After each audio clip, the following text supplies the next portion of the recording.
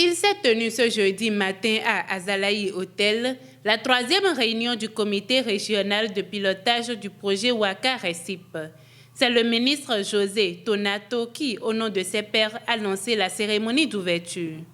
Je voudrais vous exprimer toute ma joie de voir tenir à Cotonou la 3e session du comité régional de pilotage du programme d'investissement pour la résilience des zones côtières en Afrique de l'Ouest, Ouattara-RECIP. Permettez-moi,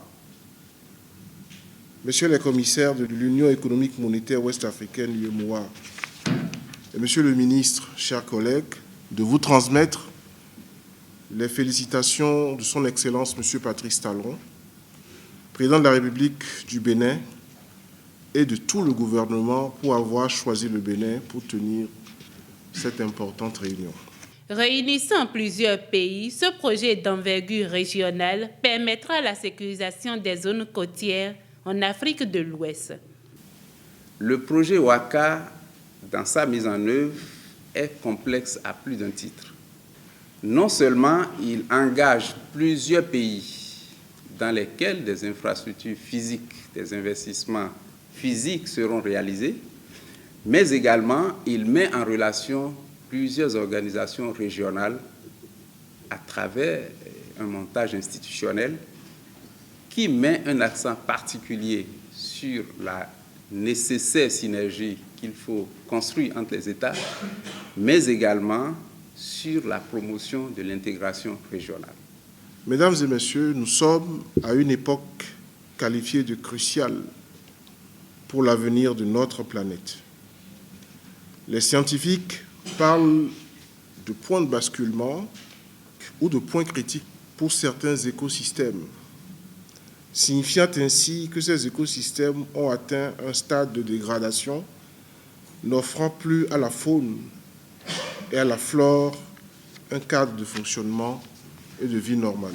Très préoccupés par les graves conséquences économiques, sociales et culturelles dues à la dégradation du littoral ouest-africain, je voudrais inviter tous les acteurs de la mise en œuvre du projet Ouattara-RECIP à vous investir véritablement pour l'atteinte de l'ensemble des résultats techniques prévus et en priorité pour la réalisation des investissements sans lesquels les phénomènes d'érosion côtière, d'inondation et de pollution observés ne feront que s'aggraver au préjudice des populations qui y vivent et de toutes les activités économiques qui s'y développent.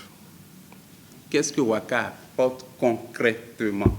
En scrutant le chemin parcouru, je relève que cette année a permis de jeter les bases concrètes devant permettre la mise en œuvre réussie du projet.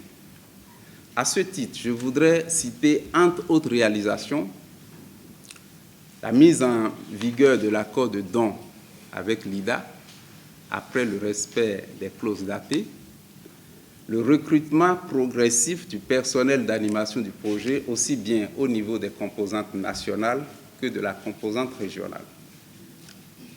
La conduite des activités préparatoires au lancement des études de faisabilité, objet de grande préoccupation de tous les acteurs des différentes composantes. La conclusion de contrats avec le Centre de suivi écologique de Dakar et les perspectives très prometteuses d'accords avec les partenaires concernés, notamment la Convention d'Abidjan et également le Centre d'études et d'expertise sur les risques, l'environnement, la mobilité et l'aménagement. Donc ces actions, quand on regarde, elles ne sont pas visibles sur le terrain. Mais il s'agit d'activités qui peuvent être qualifiées d'importantes, puisque c'est elles qui conditionnent la bonne exécution dans le temps des investissements physiques qui sont attendus. À cette rencontre, la Banque mondiale a réitéré son accompagnement aux institutions.